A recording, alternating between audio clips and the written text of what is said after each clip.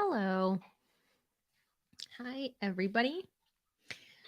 I'm finally back to Kyiv. I've been back to Kyiv since like the night before last night, but I've been having, um, I had like a really early day the day before that, and I had a super early day yesterday, and I was fully intending on doing a live yesterday. But then I sort of got home and I sat on my couch and I was like, I am literally falling asleep. and For the past 2 years before, like, I don't know, the last couple of months, I used to never really listen to my body and never go to sleep when I need to. And I would just burn out all the time because I was like, I have to go live. I have to go live. Um, and then I would. And then I would just be like sort of sitting there like staring into the abyss and being very slow. So I try not to do that now. I try to actually listen to my body and do things that are necessary for me to not burn out. Hi Carolyn. Hi Jason. Hi Kat.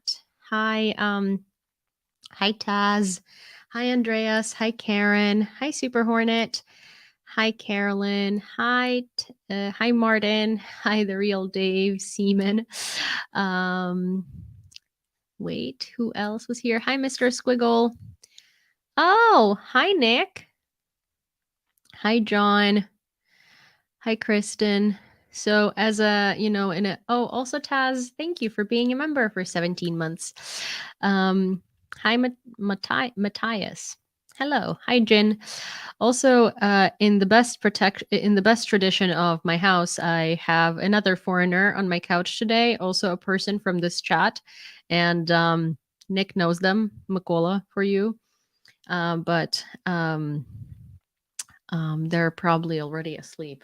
I don't know, potentially.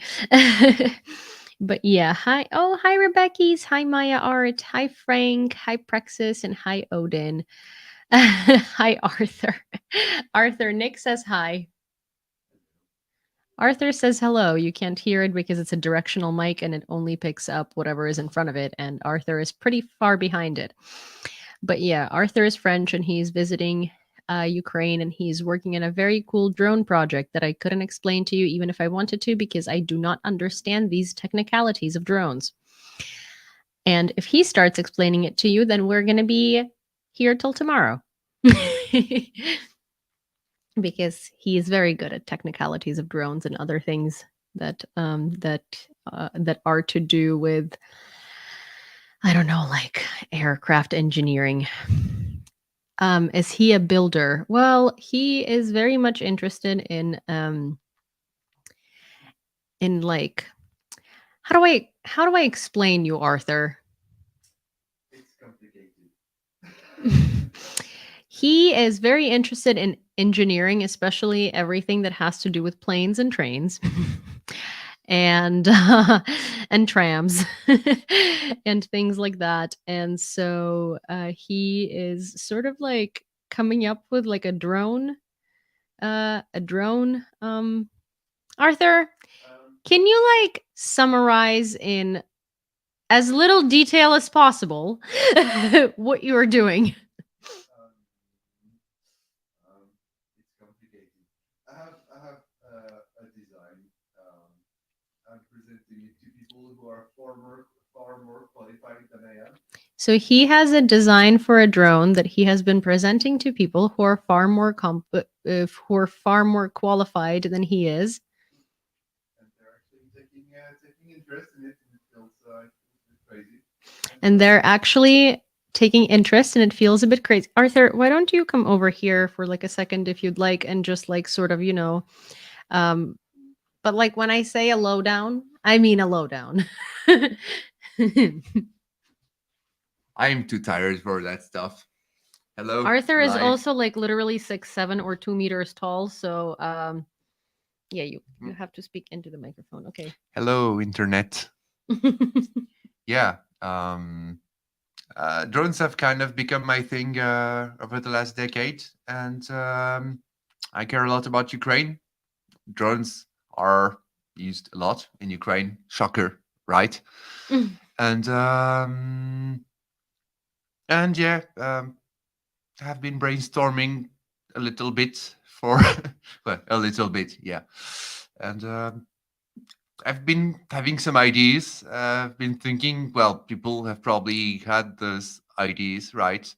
And then I delayed, and then I found out that maybe not. So I've been pushing some of those ideas from my head to paper, then talking to some people about that, and they're actually interested. So See, I um, love that francophone people already figured out your French. oui, évidemment, évidemment. Yeah. Well, I mean, I can speak with the typical French accent if francophone people want to feel a bit more at home. Yes, I was the only French person on my bus to Ukraine. Everybody else was Ukrainian, according to Yep, him. yep. This But according to he stack of really likes passports. the cheese here, and he really likes the bread here. So I will tell you, Ukrainian cheese and bread is good. The cheese, the bread, the borscht,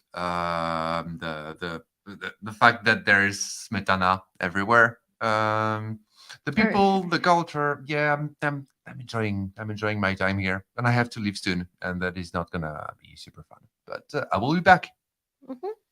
How do you say I'll be back in French? Uh, Do your best Terminator impression, but in French. Je reviendrai bientôt.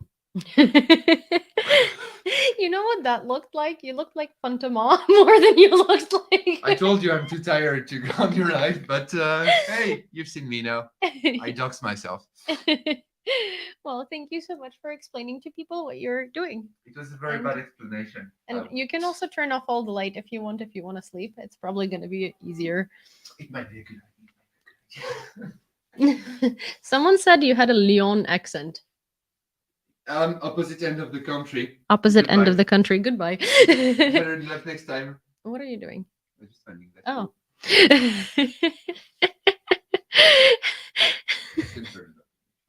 Yeah, thanks. No, but it was just. Oh, typical failure. So yeah, that was Arthur, everybody. He is French and he designs drones, which is really cool. So yeah, hi Grumpy. Hi Nick. Oh, Nick said bye Arthur. Yeah, The hi, kitchen light you turn off in the kitchen, keep going straight. Uh-huh. And then the hallway light is the far right one over there. All right. Yes, far right. We love. No, under the painting. But yeah. Mhm. Look at that. Amazing. Yeah, I do have a lot of. Full of myself. I have a lot of light switches. No, you're not making a fool of yourself. But yeah, I have a lot of light switches. And to be fair, like some of the light switches are double purpose. So like they will turn off the same light. There are two different light switches, but they turn off and on the same light. So sometimes I get lost. So But anyway, yeah, this is Arthur, and Arthur is very nice, and he loves trains. I'm saying that because he will tell you everything about trains if you ask. I actually learned quite a bit about Lviv tramways, and about tramways in general in the past couple of weeks. Hi, Kathleen.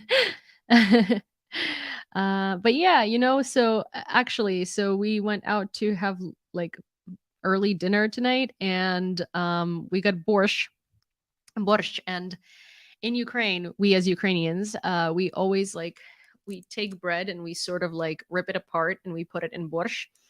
And very interestingly, Arthur does that too without having had any direction to do that. So that's a very Ukrainian thing that he does for no reason. And he's been told that he does a lot of very randomly Ukrainian things that normally nobody would think, a foreigner would do. Hi, SSW. Good to see everybody. Hi, Michael. Also, so we're going to start with the fundraiser. Well, not start, but so we're at $3,771.64. There were some Revolut donations. Thank you very much. It was a pleasant discovery because I very rarely get any donations on Revolut, and I end up seeing them the last because they come so rarely that I don't check it as much as I check PayPal or Venmo. But there were some Revolut donations, so thank you very, very much. I love onion soup too. Hi, Darlene.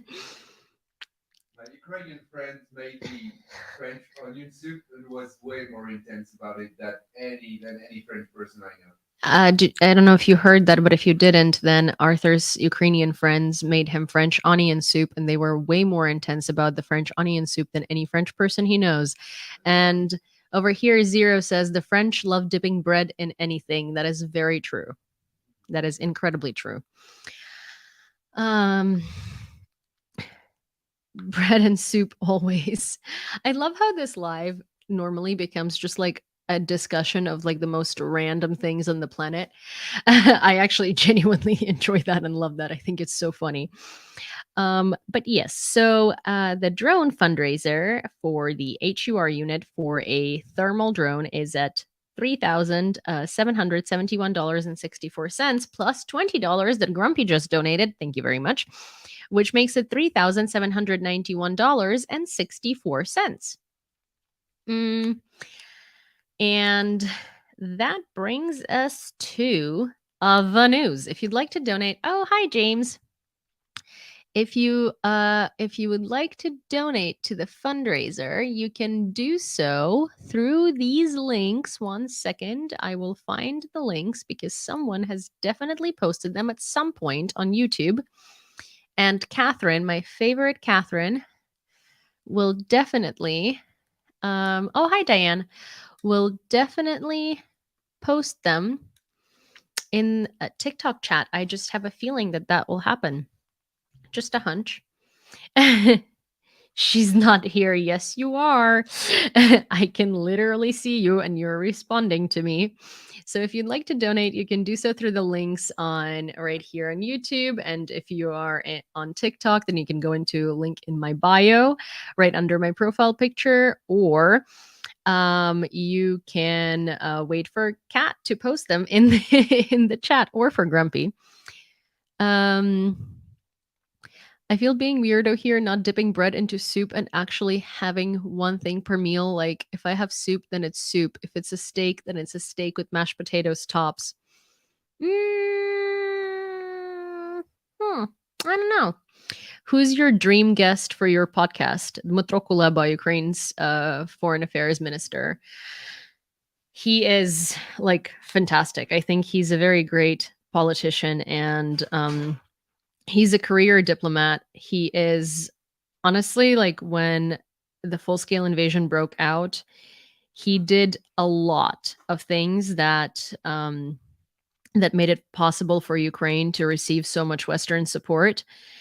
And I am genuinely like, I don't fangirl over celebrities. I don't fangirl over like actors and singers and whatnot, but I am so 100% fangirling over Dmytro Kuleba. It's not even funny.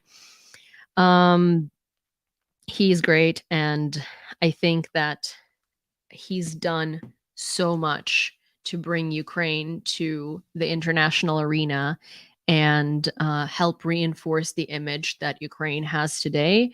I think he's a brilliant foreign affairs minister. I think he's a brilliant diplomat. He has a book. He has a fantastic book that I always recommend people to read. It recently came out in English. It used to only be available in Ukrainian. And then it recently came out in English, and so it's called War for Reality: How to Win in the World of Fakes, Truths, and Communities.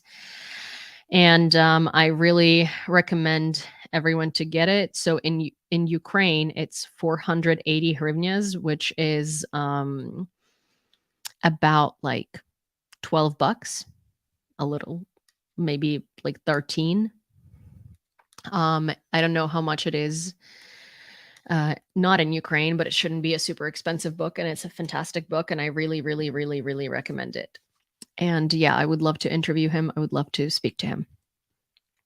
The United States is already working on a new package of military aid for Ukraine, but we are not yet ready to talk about the timing of their allocation, said State Department spokesman Matthew Miller at a briefing last night at midnight, Ukraine time. But today there has been a new aid package announced, and we're going to talk about it in a little bit. So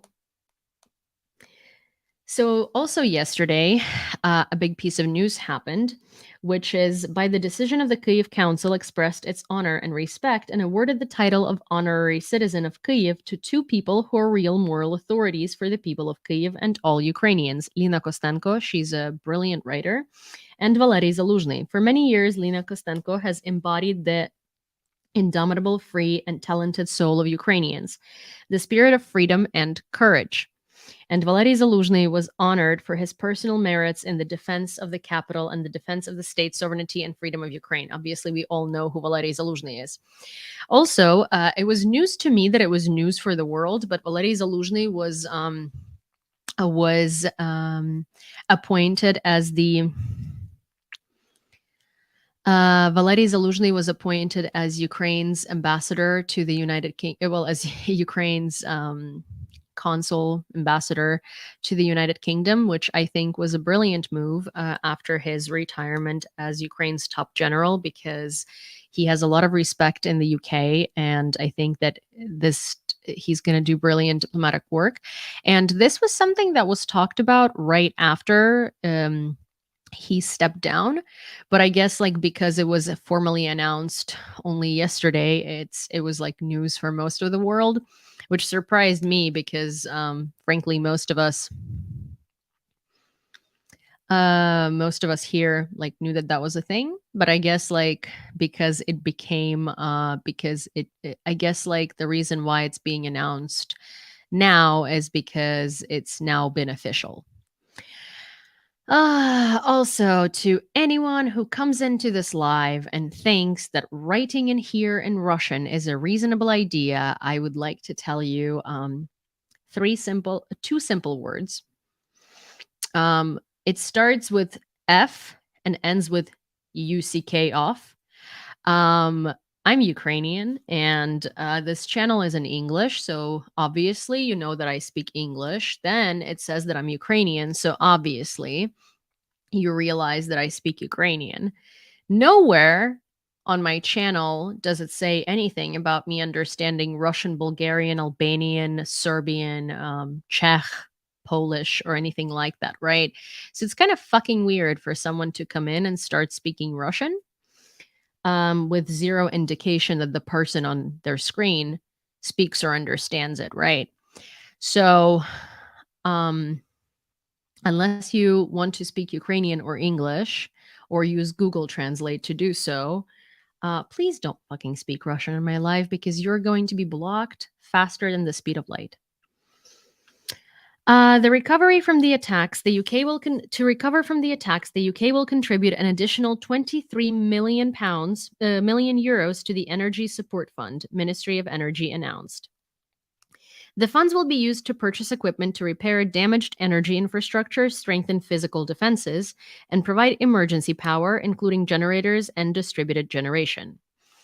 That's actually really good because Russia has been targeting Ukraine's energy grid, obviously, for a long time now. And interestingly, we all expected that to happen in the winter. It didn't. They did that in the spring because they wanted to catch us off guard. And so in a lot of cities, there are power outages and there are rolling blackouts on purpose. I'm pretty sure that this summer, Kyiv is going to have rolling blackouts, for which you guys have been so nice to fundraise for an EcoFlow device for me. And I'm really excited for it to come in, even though it's been back ordered, just like everything in this country, it seems. But yeah, I am very, very, I think that this is probably going to be one of the most necessary purchases and one of the most like used items in my routine, because it does seem like if we don't offload the energy grid and we don't like preserve electricity as Kyivites, we are going to have rolling blackouts.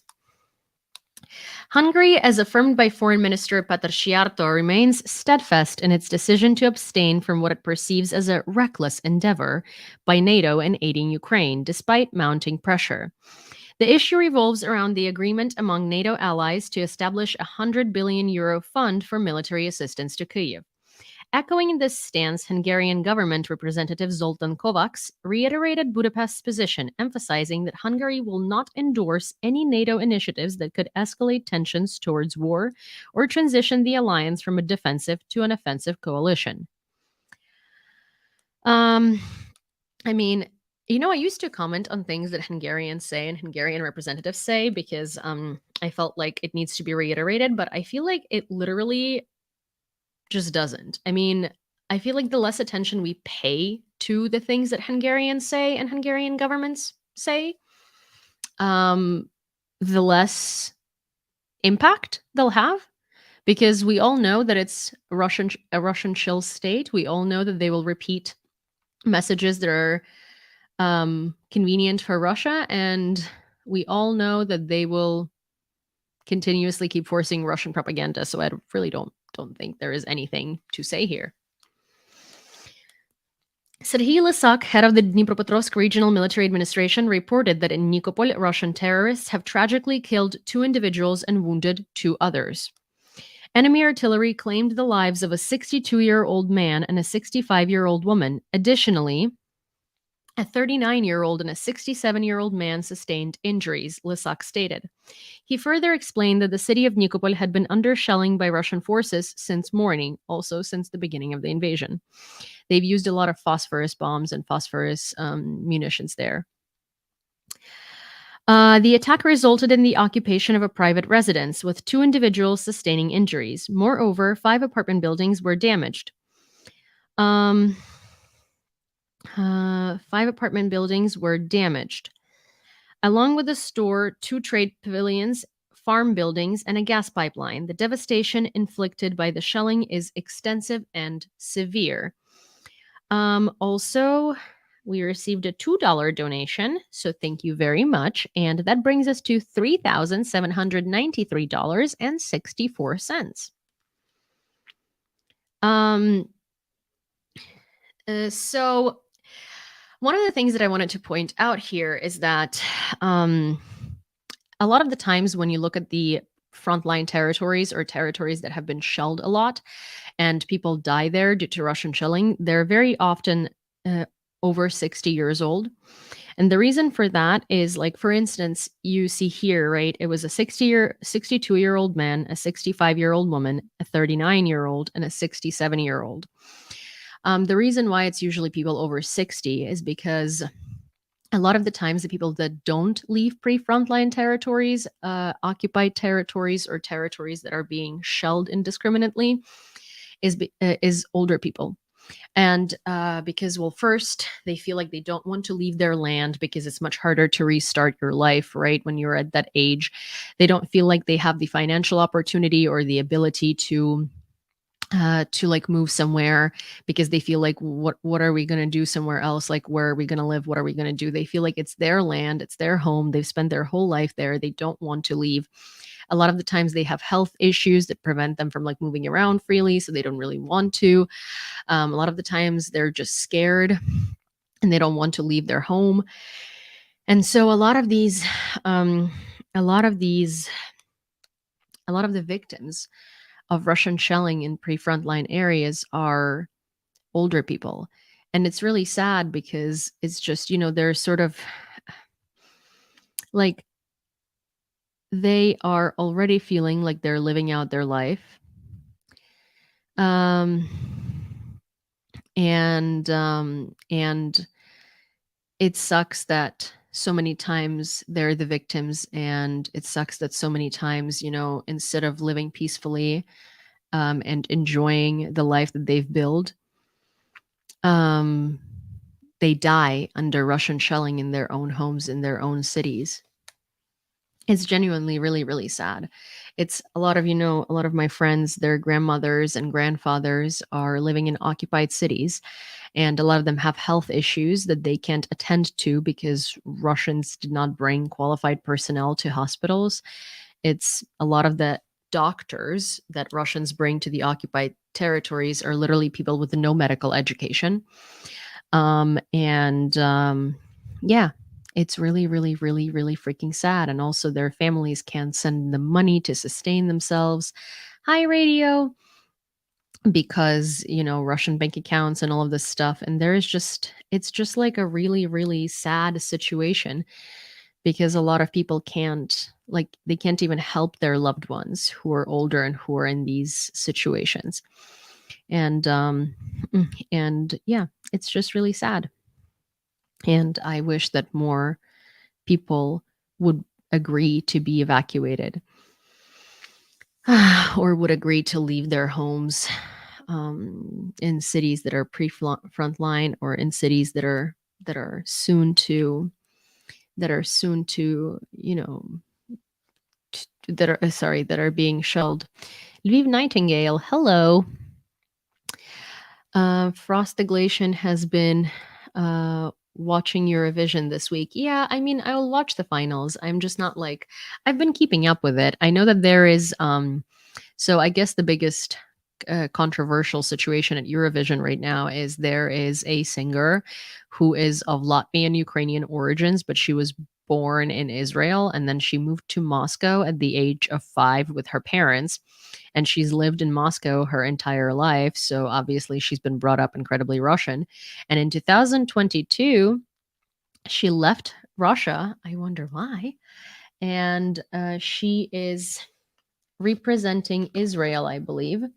And so a lot of people are really upset because, first of all, she's good friends with a lot of Russian celebrities that are pro-Russian. A lot of pro-Russian crowd supports her. She was giving a lot of sentiment to Russia on Eurovision somehow. It's just she's pro-Putin and pro-invasion, and she is representing Israel, and a lot of people are calling it out and talking about her being pro-Russian and about canceling her and disqualifying her and stuff like that. And people are calling it anti-Semitic because she also grew up in Israel, or is Israeli, or was born in Israel and lived there until she was 5. But she's not really Israeli because she was there for 5 years and then lived her entire life in Moscow. But I mean, I'm sure she has a citizenship. But at the same time, she supports the invasion. It's very clear. She hangs out with all the celebrities that support the invasion. They support her. And a lot of the likes of Philip Kirkorov, who is a very famously pro-Putin and pro-Russian shill. He's one of the old school, old generation Russian celebrities. And hi Archer. And it's it's just kind of people who are saying, oh, just because she's Russian, you can't discriminate her and stuff. It's not because she's Russian. It's because she is very clearly pro-Russian. And it's really, really upsetting that she's allowed to be in Eurovision and represent a country while her views are obviously pro-Russian invasion and pro-Putin, and she has no problem recording music videos and hanging out with the Russian celebrities that are openly pro-Putin and pro-invasion on literally on their social media and everywhere. Didn't she perform in Crimea after the illegal annexation? Yeah, I mean, all of the Russian celebrities did. If they didn't, it's not because of their position. It's just because they weren't invited or there wasn't an opportunity, But they don't necessarily, none of them care to perform in occupied Crimea. None of them care about Crimea's occupation. They consider it Russia. And most of them who have been invited to perform in Crimea did do that. German Development Minister Svenja Schulze arrived in Kyiv with an unannounced visit.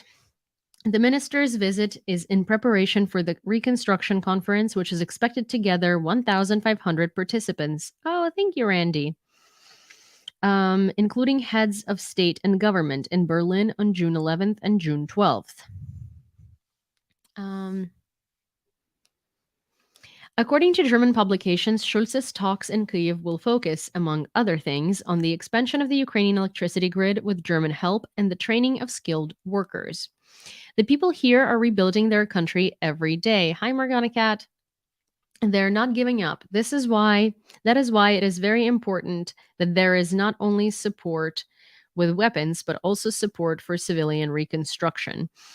That's very true. I mean, like, of course, Ukraine mostly needs support with weapons, because if we don't have weapons and we can't, defend ourselves, there is not going to be, there is not going to even be an opportunity for there is not even going to be an opportunity for us to have reconstruction of civilian infrastructure.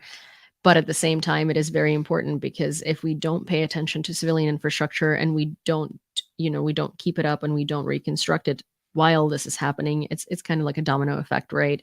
It's a vicious circle. Then everything else is going to be falling apart as well. So yeah. I'm going to play you a video from United 24, because I love doing that, and I consider their videos very well done. No bias here whatsoever. And also, I think Radio said, hey, she's a human. I mean, she is, but I'm not, that I don't like Russians, and I have all my reasons to not like Russians, but also this particular person is very pro-Russian, and it takes about 5 minutes of Googling her endeavors to figure it out. And again, she hangs out with all the pro-Russian crowd, and she doesn't necessarily even try to hide it. So for me, and I think for everyone, that should be a red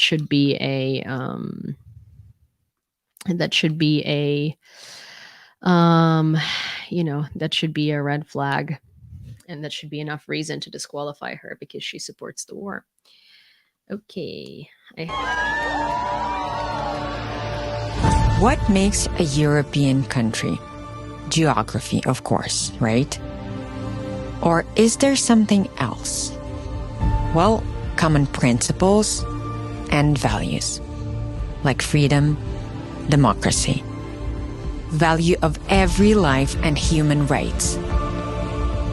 Then something more: history, culture, versatility, progress, civil society, solidarity, dignity.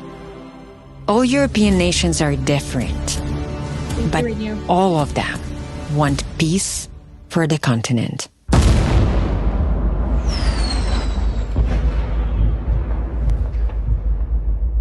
So what truly makes a country European are shared values and history, a vision of the future, and the will to achieve it. When a family member returns, it always makes the family stronger. Happy Europe Day.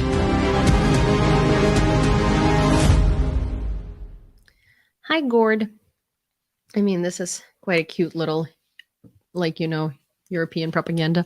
I find it funny. Like, some of the videos are, obviously the EU is our partners, and our government and our channels make it a very big point to support the EU on Europe Day, and also because we're trying to get into the European Union. But Europe is a voluntary union of nations, communities, and millions of people of very different backgrounds, a union of values, and this is the real European strength.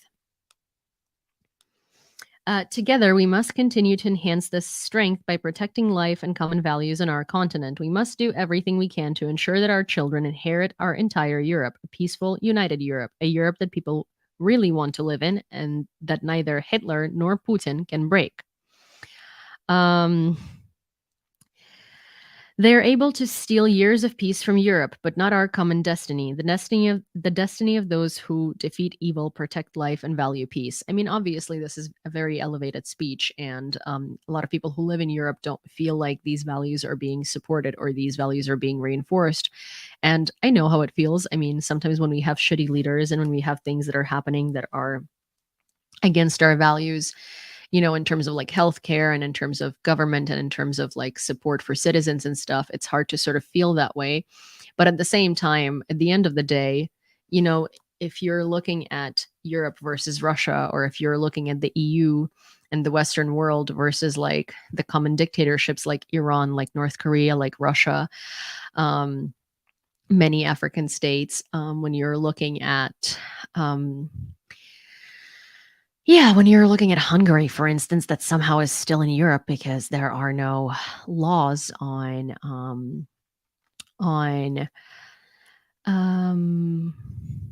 sort of elimination of countries from Europe, unfortunately.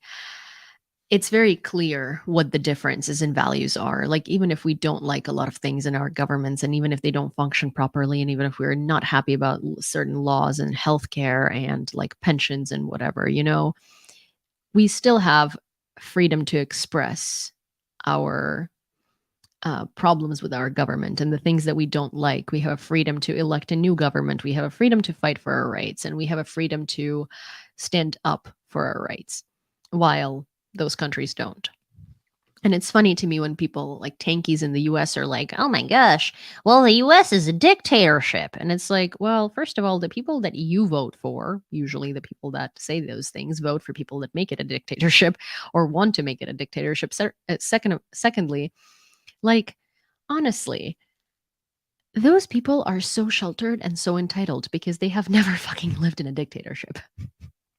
But anyways, that we're not going to get into that subject because I usually go off on a lot of tangents.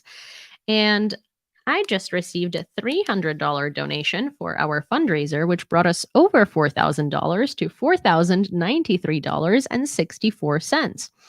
And I did not see who that was, but my guess is it's either Martin or Frank. And you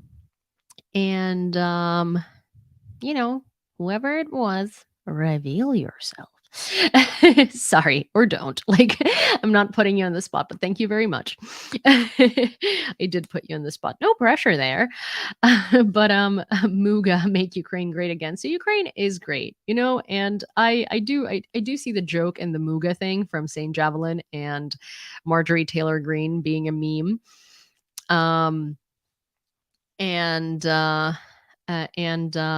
I get that, but also I feel like make Ukraine great again sort of defeats the purpose because it is great, but a sort of like make Ukraine whole again, I guess would be a better one.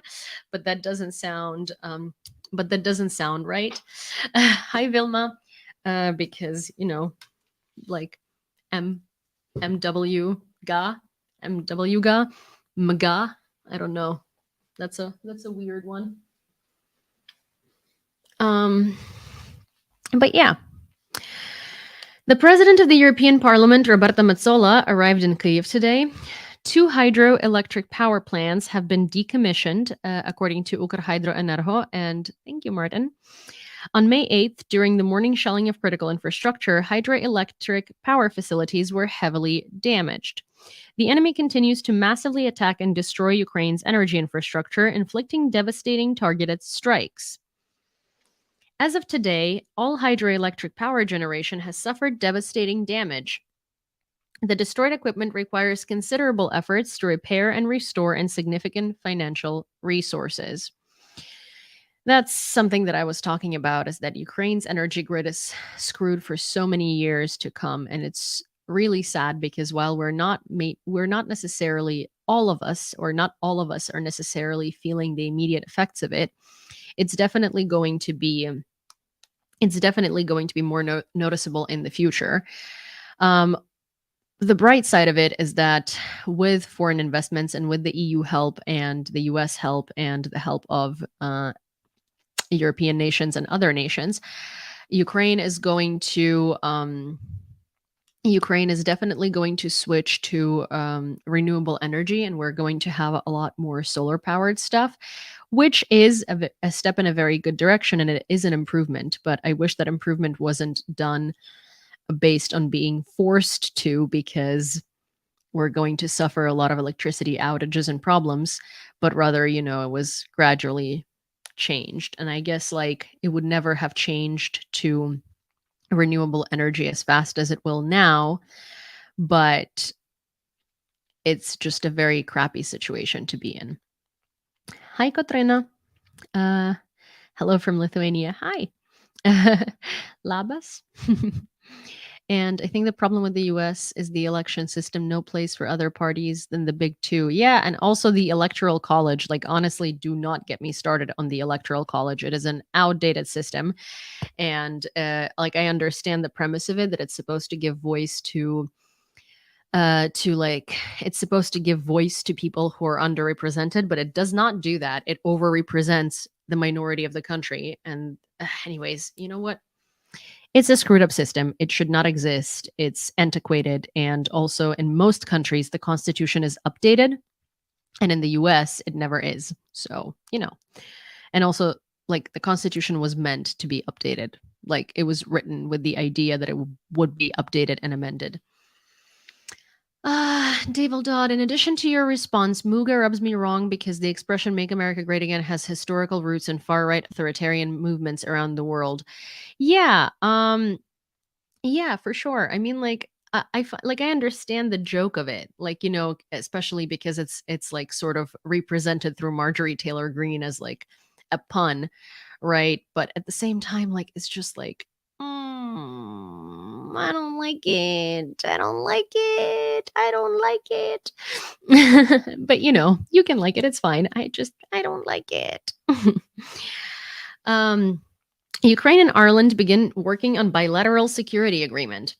Ireland's neutrality does not imply disregard for justice and the restoration of peace. During our call, Ireland's Taoiseach Simon Harris confirmed his participation in the peace summit. I definitely butchered that. I'm grateful to Ireland for its humanitarian and logistical support. We also discussed further cooperation in humanitarian mine clearance. We agreed to direct our teams to begin working on a bilateral security agreement based on the G7 Vilnius Declaration as soon as possible, President Volodymyr Zelensky stated in Twitter. Also, you might not know this, but there are a lot of Irish soldiers in the Foreign Legion and in the foreign units of Ukrainian brigades. There are like a lot of a lot of the foreign soldiers here are Irish. I also happen to know one, and that's the person who is waiting for the drone that we fundraised for in the previous fundraiser that still hasn't shipped due to, like, and I've talked to them so many times, due to logistical issues. And I think that if it doesn't ship by Monday, I'm just going to cancel the order and order it from a different place, which he had just told me, the soldier, that he actually knows people who bring in drones. So I might just go with his contact, because at this point it's like a bit ridiculous. And I don't know what kind of logistical issues could be there for it to be 3 weeks delayed. I mean, like, I know they're prioritizing military gear at the border, but like, supposed to be 3 days, and they didn't tell me it was back ordered. But also, well, until I ordered it, but that's the case with a lot of equipment in Ukraine right now. They don't tell you it's back ordered until you order it. But anyways, I just want the drone to be in their hands, and you know, whatever needs to be done for that to happen faster is going to be done. Thank God I did not. Thank God I chose the option to not pay for it up front, but pay for it pickup with a small deposit. And they did tell me that they will refund the deposit immediately if I choose to cancel the order, because obviously it's their fault that it's been so delayed. But I'm happy that I did not like pay for the drone outright. I chose the option to pay for it upon receiving, which is a very popular option in Ukraine, and the deposit was very small, so I'm not worried. Hi KM, and yeah, and it's good to know that there are other avenues of like getting these drones. I'm just really upset because, you know, I was hoping that it would be here much faster than it is. So yeah. Anyways, Ukrainian President Volodymyr Zelensky has appointed Valery Zaluzhny as Ukraine's ambassador to the United Kingdom and Northern Ireland. Yeah, we just talked about it in the beginning of the live. Also, super off topic, but something you might not have known, but you know, Ukrainian military does not necessarily like give out dog tags. I guess they're like dog tag bracelets of sorts, and not every unit receives them. And it's not like really a standardized thing. And I find it very strange. I think that dog tags should be like a dog tag necklace, because the whole point of it is that it stays in you. And like, I feel like a bracelet makes no sense, because if anything, and I'm sorry for being gory, but like, an arm is an easy thing to lose on the battlefield. So yeah. But some people wear their dog tags from their previous service in a different military. Some people order their dog tags, but I was with a friend and I found out that he does not have a dog tag. And there is this company, and I will drop a link to this company actually in, and this post is not sponsored. I just think that what they do is really cool. But they make these creative dog tags, and they're meant not only for military, but a civilian can order them too. And it's created by a soldier, and the profits from the sale of these dog tags go to his unit. I'm going to put it in the chat in here on YouTube, and then maybe someone can take it from the YouTube chat and post it in TikTok chat. But it's robitnik.world/en, so English. I mean, it's so robitnik means a worker, and they're these really, really cool dog tags. I am going to show you their website, because you can customize them. You can make like, it's a really cool thing. And again, profits from these dog tags go to the unit of the person who created this. So I'm going to, one sec, I'm going to show it to you on YouTube, and I'm also going to like show you, the thing on TikTok so you can see it. But basically, this is the site, and this is the dog tag. I mean, they sell these like super, were you born in Lviv and raised as well? Yes. My parents live and have always lived in Lviv. So this is the dog tag itself. And they come in like these. Okay, I'll show you. They come in these different sort of like, they have different inscriptions on them. So this one is blank, and you can customize it. You can write your own like engraving on it. This one says endurance. This one says like kind of power, strength. This one says courage. This one says like bendability, sort of, or flexibility. This one is not smartness, but rather like, well, see, the funny thing is that like the kmitlivist is translated here as intelligence, but that's not necessarily what it is. It's sort of like the smarts,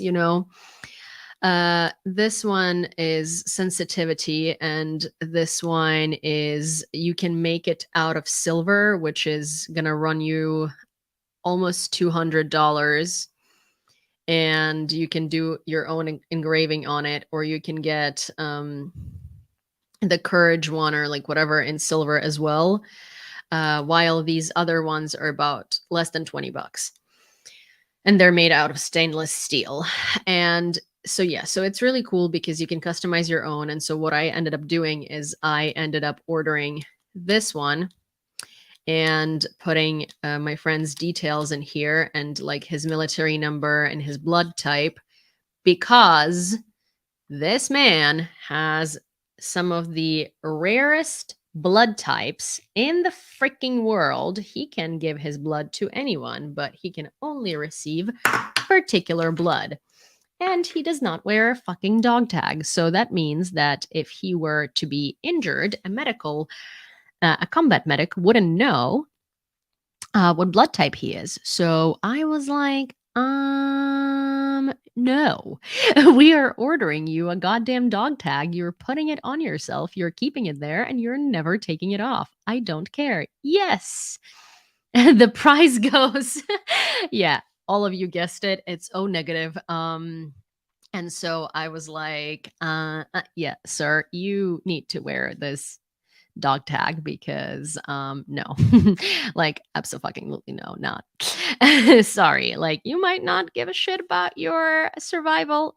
I do. So yeah, I think they just give plasma in the field. They might, like, I mean, it depends, Grumpy. It really highly depends. But I mean, Ukraine's battlefield is not necessarily your, typical nice NATO streamlined battlefield. It's a little different. But yeah, he has O negative, which like is so great because he can save people, but very few people can save him. Yay.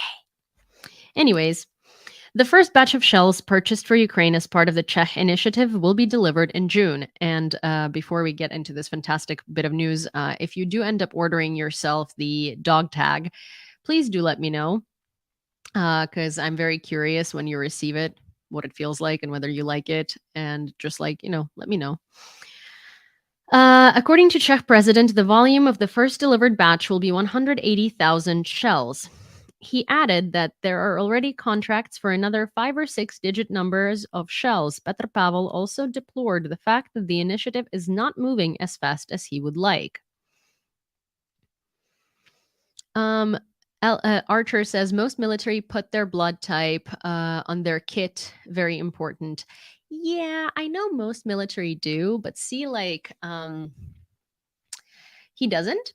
Also, I mean, like, the places where they usually can put their blood type on is like their shoes. Also not great because, again, not to be gory, but legs are easy to lose on the battlefield. And there is the inside of their jacket. There are 2 places where you can put that, but also a lot of them do forget to do that. And so they end up having like their blood type in random places. And also, honestly, like, it's hard for combat medics. Like, they're not going to be like spending precious time when they can save someone's life trying to find their blood type on like various different places where you can put that on your clothing, because again, it's not streamlined. Like, some people put it here, some people put it there, some people put it on their shoes, some people put it on their jackets, some people put it on all these places. So it's just sort of like, if you open the jacket and it's not there, you're just gonna like act. And so if you have a dog tag, there is a freaking blood type on the dog tag. So it's just easy and it's right in your face. Like, you don't have to like, break through people's clothing. Also, in a lot of cases, when a medic is attending to a soldier, they cut through their clothing, right? So also the clothing gets stained in blood and stuff, and it's fabric, so it's like it's hard to see what's written there. And honestly, dog tags are just a better solution. So yeah. Standardization helps streamline care and emergency for sure, and I think that dog tags are as standard as it can go. So I do feel like it's just good to have one. Swedish Armed Forces to provide 28 million euro in aid to Ukraine through financial contributions to NATO's coalition of forces and fund. Press service of the Swedish government reported. Thank you, Sweden.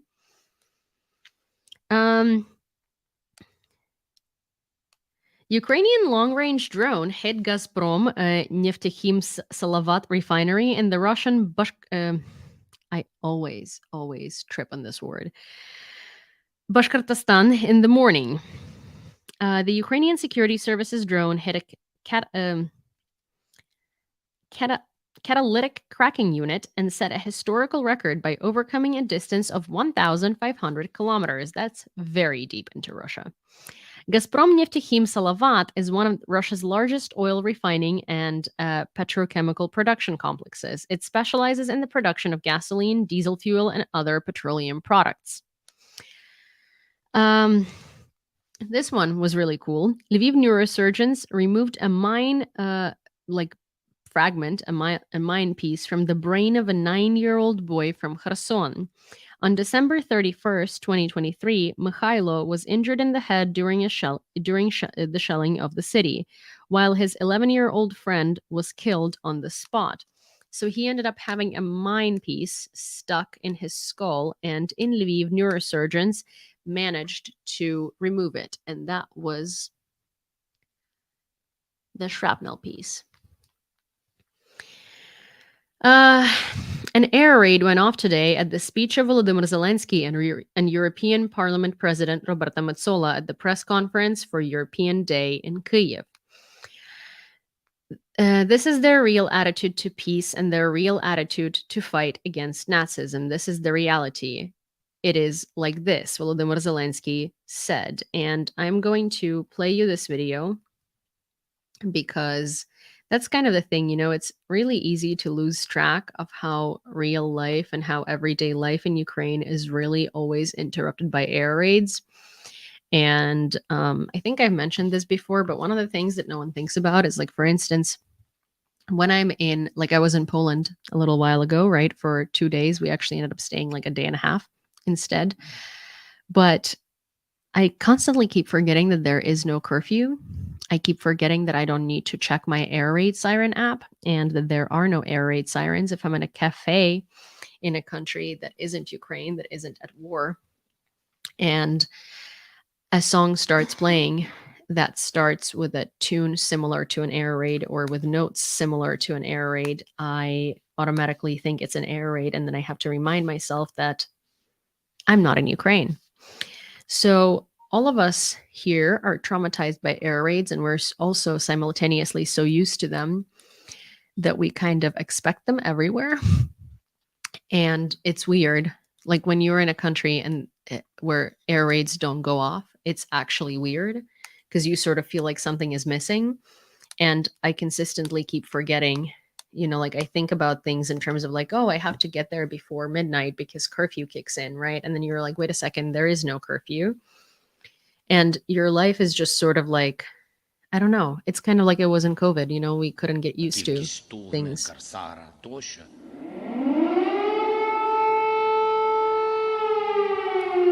День Європи.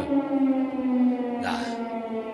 Я думаю, оце збільшення дає нам можливість протистояти ворогу. Я думаю, нам це дало подих. How you feeling? Як почуваєшся, Роберто? Я в порядку, я в порядку. Як ви сказали, День Європи. Thank you so much. Шановні журналісти, дякую за ваші запитання. На цьому прес-конференція завершена. It's over. Thank you. І це парад в 9 травня у нацистів зараз проходить. Оце їх реальне відношення до миру, реальне відношення до боротьби з нацизмом. Оце реальність, вона ось така. Also, I understand that it's in Ukrainian, and so you're not understanding what's being said. But the reason why I keep playing this is because I also want you to understand what an air raid sounds like, how long it lasts, and how much it feels like you're living in the purge.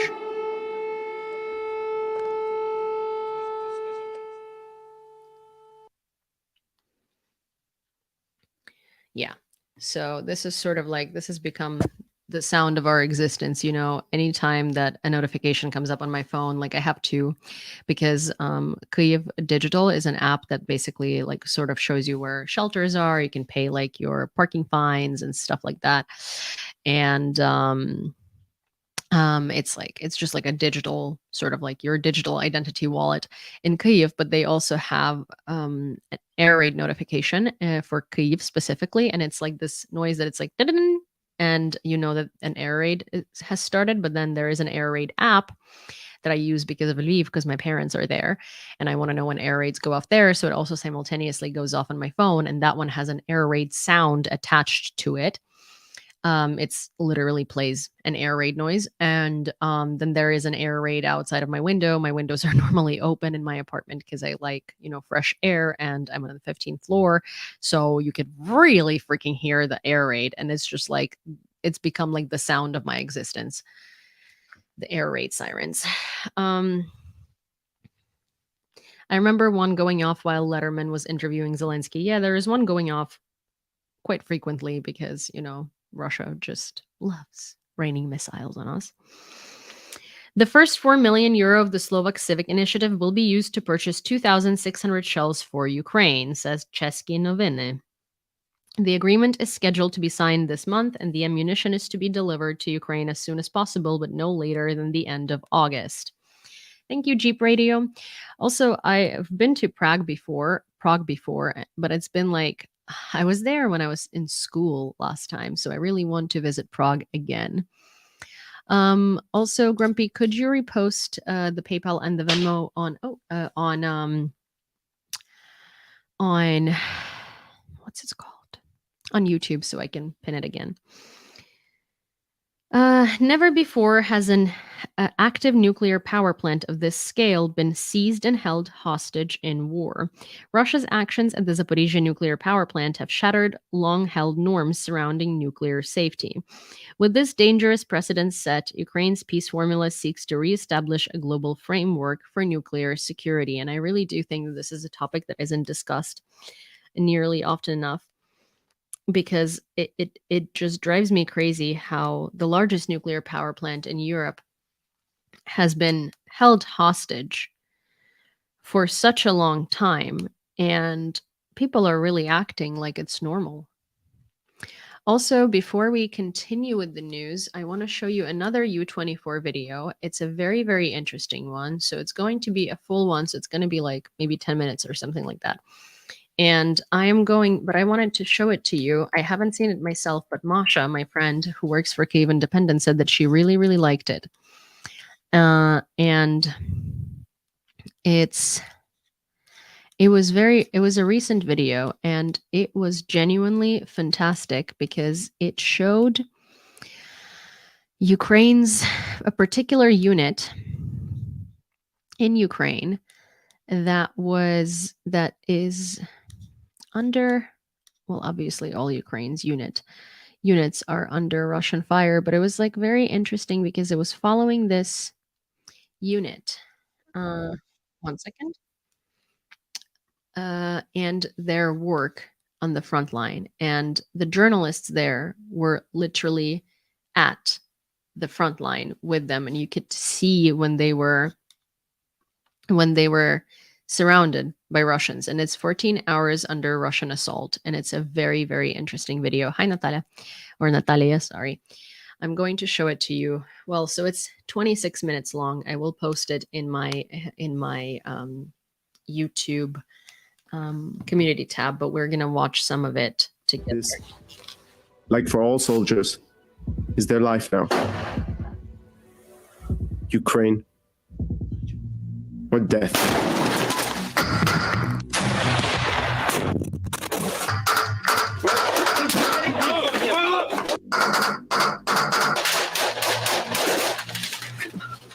Last hope.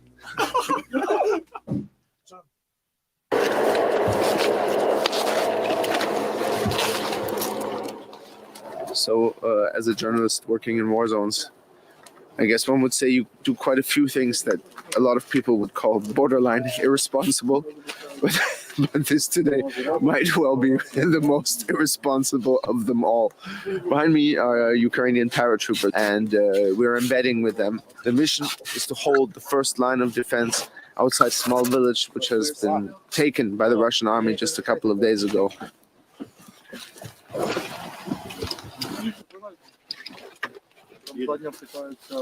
If I sound nervous, it's because I am. But we felt like it is our job to show what it looks like, raw and unfiltered, when the Russian army is assaulting with all its might. We also wanted to show what it means to stand in their way. In the next 25 minutes, that is exactly what you will see. The war behind us is extremely loud and intense, and where all the sounds are coming from, that's where we're going. We're quickly swapping the car. Some of the guys just came from there. Now we're going in. We're gonna load up, and we gotta be fast.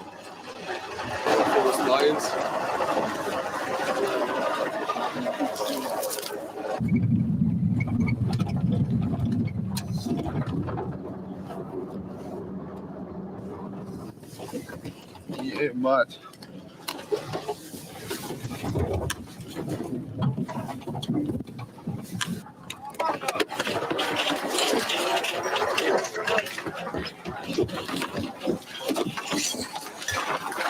The car stops, we run. 300 meters across the field, dodging craters.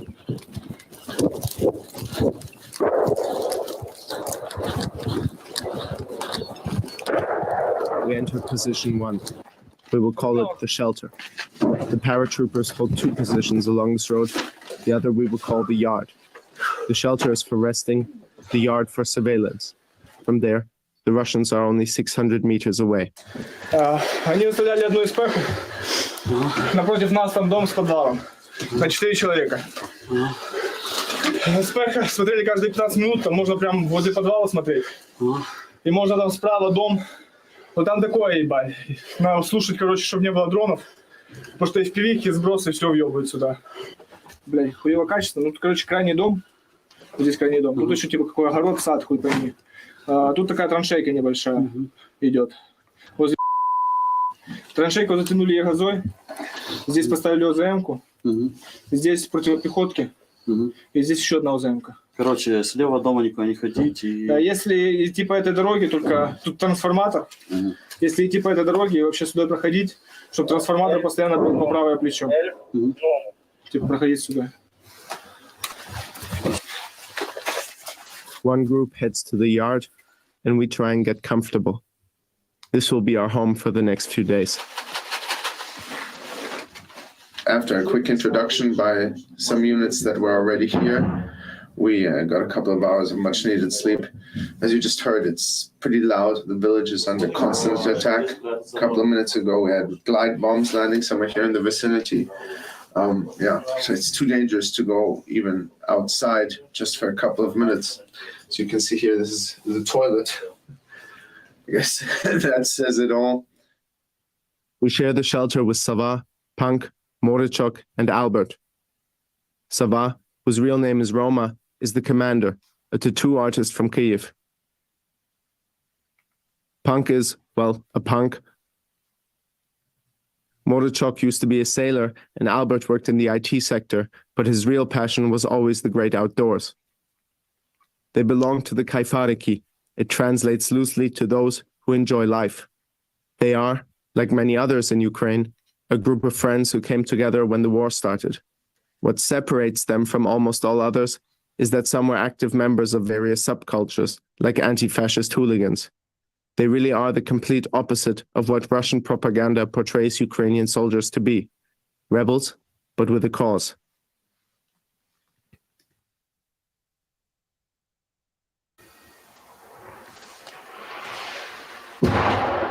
The day progresses and the shelling intensifies.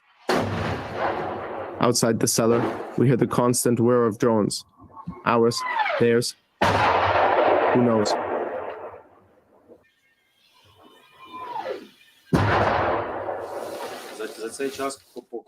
Since we've been stationed here, we've been holding the line, supporting nearby brigades, doing recon, and bracing ourselves for an enemy attack. I expect it'll come early morning, or when it's dark, or maybe during bad weather. No matter when it happens, we'll give them everything we've got. This position is very close to a village that our enemy recently captured, and now they're leveling this village to the ground. It's quiet in this second. But as you know, the fighting picks up morning and night. Drones are constantly buzzing overhead, ours and theirs, trying to pinpoint positions. Hi, Martin. The enemy has the upper hand here. More firepower, more artillery, more troops, more of everything.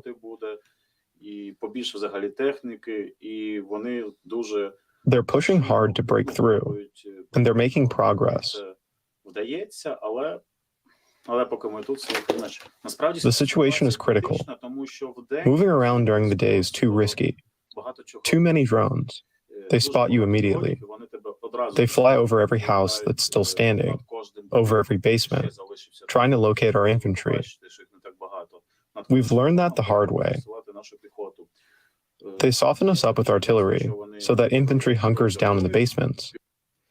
So we're obviously not watching all 26 minutes of it. I did want to give you I want you guys to watch it if you find it interesting. You know, I just wanted to give you a bit of an idea of what this video is about, and later in the video you can literally hear Russians. and they're like surrounding them, and the journalists are there. So it's like I think it's an incredibly difficult piece. The journalists who went to the front and stayed there during this raid and assault, like, are incredibly brave. And, you know, I don't know many people who would be willing, even as frontline journalists, to get into a Russian surround and stay with the military there, you know, to film it and to show people what it's really like and how it feels. I think it's a very important video. I will obviously post it in my community tab, but also, you know, I just wanted to give you a little bit of this video so as to encourage you to watch it, because a lot of the times I feel like if things are posted in a community tab and they're like, oh, hey, watch this, you know, unless you sort of like show why it's worth watching, a lot of people just skip it. So I figured I would show it to you. Sending foreign troops to Ukraine will show Putin that it is not up to him to decide how the West will help, Lithuanian Foreign Minister Gabrielius Landsbergis for The Guardian. Of course, Russia has already said that if Lithuanian troops are on the ground in Ukraine, they're going to be considered a legitimate target by Russia. Landsbergis clarified that the statements about French President Emmanuel Macron's initiative have already worked as the Kremlin has changed its calculations. Our troops trained Ukrainians in Ukraine before the war, and we have been doing this for many years, so a return to this tradition may be quite feasible. This could be the first step in President Macron's initiative, the Lithuanian minister said. He added that the proposal to train Ukrainians within their own country was more practical than training on the territory of NATO member states. It actually is, because that way you save on, like, you know, taking the soldiers out of the country and sort of like on transportation. You save time and stuff like that, which I agree with him. It would be a great initiative. I just don't see many European member states wanting to do that. Expansion plans in Europe for Rochelle entail establishing plants and hubs in both Germany and Ukraine. According to Colby Bedvar, CEO of Rochelle, the company already has repair hubs in Ukraine and is nearing completion of the localization process for production in the country. Rochelle, a Canadian company specializing in manufacturing armored vehicles of the MRAP class, has delivered over 1,000 vehicles to Ukraine. Macron has been doing a decent job at creating some strategic ambiguity, says Graham on YouTube. Yes, actually, Macron, you know, like, he's kind of like such a shady character, because sometimes he says stuff and I'm just like, wow, you are so conscious. Thank you, dude. And then he like goes back on his words and says something so Russia sympathizing and like such a 180. And I'm just like, man, I feel like how do you not have bipolar disorder? You know, because his sort of like his communication style is he is very through and to the point one day, and then he is incredibly, it's like one step forward, 7 steps back, you know. But lately he's been doing a very decent job, and I do like this era of Macron. The US has announced new arms deliveries to Ukraine in the coming weeks. According to State Department Representative Miller, what Washington can do as Kyiv's partner is to continue its military and economic support. And above all, to do everything in our power so that Ukraine can stand on its own feet. In this regard, the State Department spokesman recalled the package of additional financial assistance to Ukraine recently approved by Congress. Russians shelled Kharkiv again. Of course, Kharkiv was being shelled late. I mean, so here's the thing. Everyone that I know from Kharkiv is obviously like, oh, this is not news. This is nothing out of the ordinary. We have been shelled all the time. We're 30 kilometers from Russia's border. Air defense barely works here because it's way too close. But they also don't have good air defense. They try to get by with like the crappy air defense they have. So they really need Patriot batteries. But at the same time, like, they have been shelled way more recently. Like, it's intensified, and it's something that no one thought could intensify because it was already like round the clock. Also, in the morning, Russia tried to break through the defense line in Kharkiv region, reported the Ministry of Defense of Ukraine. During the day, the enemy carried out airstrikes in the Vovchansk direction using guided aerial bombs. As night came on, Russian invaders increased fire pressure on the front line of our defense with the support of artillery. At about 5 a.m., the enemy attempted to break through our defense line under the cover of armored vehicles, the ministry said. The Ministry of Defense assures that enemy's attacks have been repelled and reserve units of the armed forces have been sent to this area of the border. Fighting of varying intensity continues. So this is something that a friend of mine who is in Kharkiv, he's also the founder of Trident Defense Initiative that trains Ukrainians and foreigners in becoming combat medics, in demining and in some drone operations. It's actually a fantastic initiative, and I really do recommend everybody look it up. It's called Trident Defense Initiative, and it's amazing. They have trained over 12,000 soldiers for free. At 5 a.m. this morning, the Russians have launched intense offensive actions from their territory into Kharkiv region, is what Dan's, the founder's post reads. This could signal the beginning of Russia's buffer zone operation or part of a wider offensive action to capture or put pressure on Kharkiv itself. Evacuations have been ordered on border settlements where the actions are taking place. However, this isn't unusual for those areas as they're under constant attack from Russia every day. Russia has attacked Vovchansk again and shelled Cherkasky Tyshky, reports Oleksandr Hubov, head of regional military administration. One person was killed in the shelling of Vovchansk. Hi, Cheryl. There are also 2 wounded. One of them is under the rubble of a house. A 60-year-old woman was injured in another strike. A 55-year-old man was killed in the shelling of Cherkasky Tyshky. The head of Kharkiv Regional Military Administration, Oleksandr Hubov, reported that all Russian offensive attacks in the north of Kharkiv region had been repelled and that no territory had been lost. Residents of the territories adjacent to the border were urged to evacuate. The situation in the Kharkiv region looks like an imitation of a large-scale offensive center for countering disinformation. The situation is under control of the defense forces. At the moment, it looks like the enemy is imitating a large-scale offensive with limited forces and means, conducting reconnaissance by combat. The Russians suffered losses in equipment and manpower. This operation is accomplished by the information work of the Russian military commanders who draw arrows and report on the breakthroughs of their forces in the depth of kilometers, which are currently invented to try to create panic and use the information vacuum, said Andriy Kovalenko, head of the Center for Countering Disinformation at the National Security and Defense Council. The defense forces are trying to drive the enemy out of those areas where they have managed to enter. Usually, when active operations are underway, the situation in the areas changes many times during the day. The situation is dynamic. Only official sources have full information, noted Kovalenko. So yeah, speculating on this is not good. Spreading too much information about this is not good. We should just wait.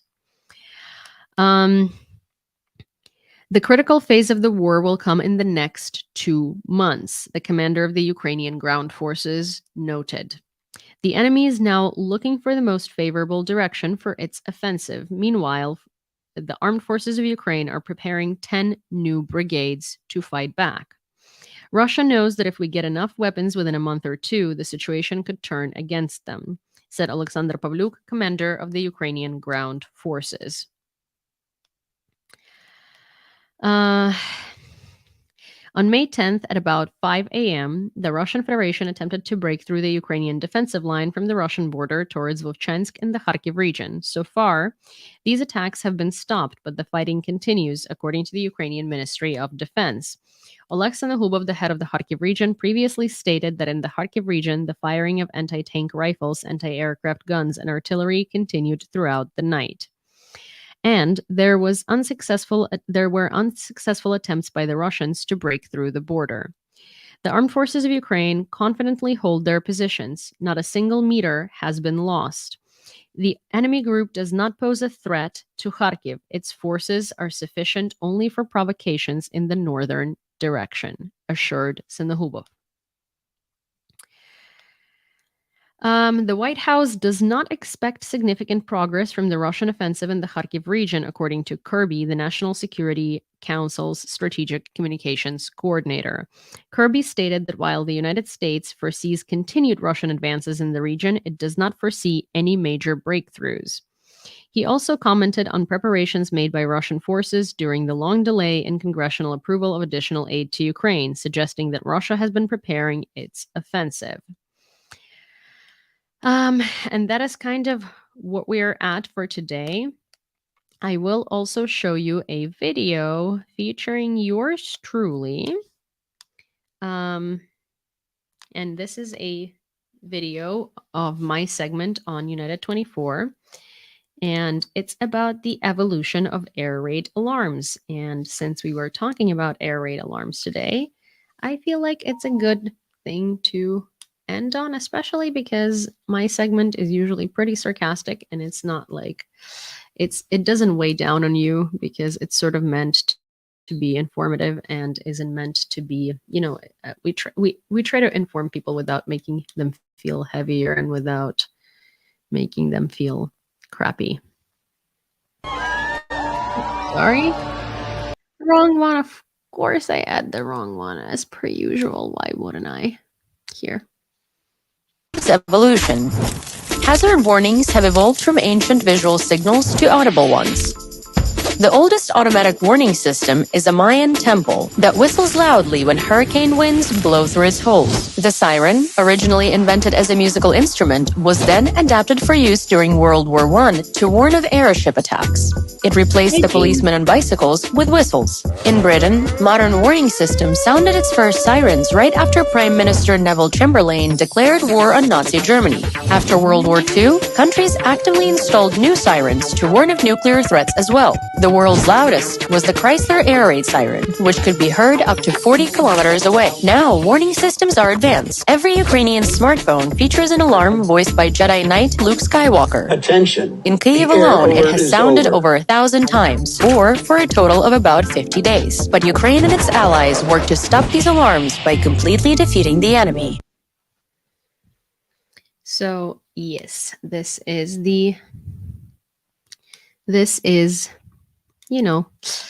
a short little history of air raids. Someone said, I thought, Oliver George says, I thought about 5 villages had been captured according to Deep State. So Ukrainian military or Ukrainian leadership, nor did the Ministry of Defense, has announced anything. Deep State is fairly accurate, but also the thing about Deep State is that it's being updated by frontline soldiers as it goes. So a lot of the times when you see something in Deep State, it is sort of disputed, like as in like, it can go both, like it can go back. And especially with an offensive like this, I wouldn't like necessarily count it in already. I would say that these villages are likely having intense fighting in it. I would not necessarily jump immediately to the conclusion that they were captured. I think it's ongoing fighting, as the Ministry of Defense continues saying. So, but again, like if positions are lost, they are often updated in real time by people who are at these positions.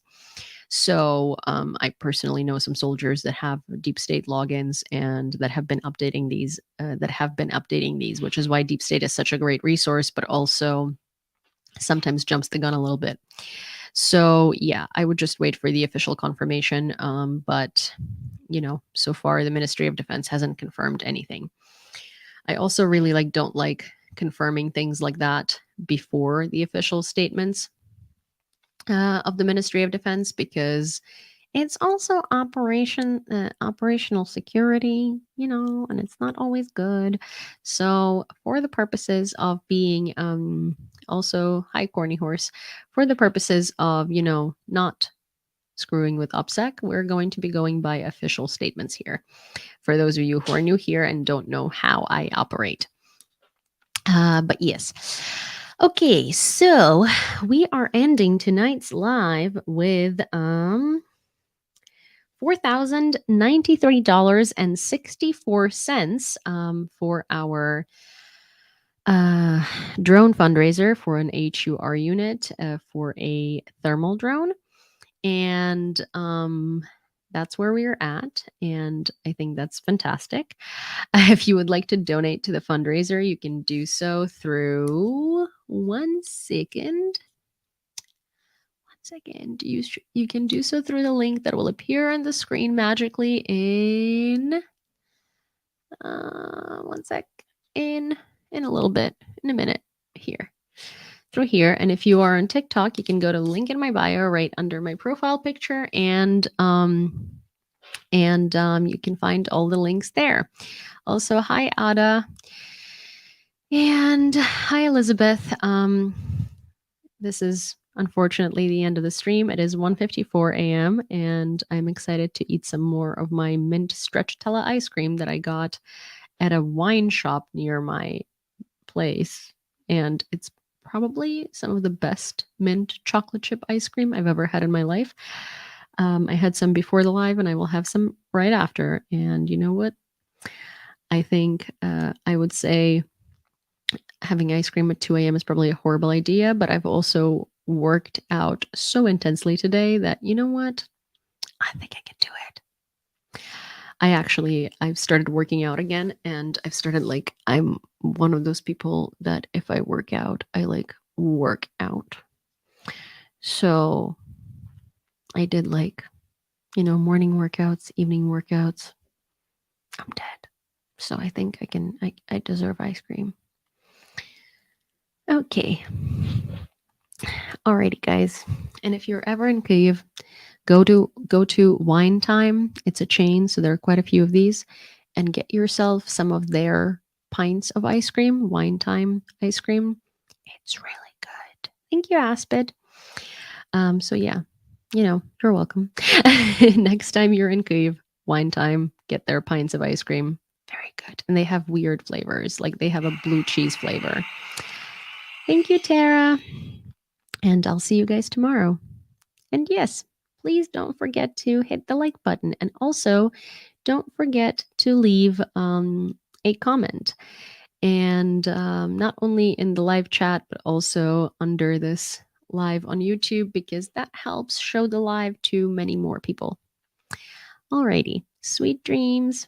And thank you, everyone who came to say hello and who came to, catch up on Ukraine. And also thank you everyone who's donated. Thank you very much. Good night.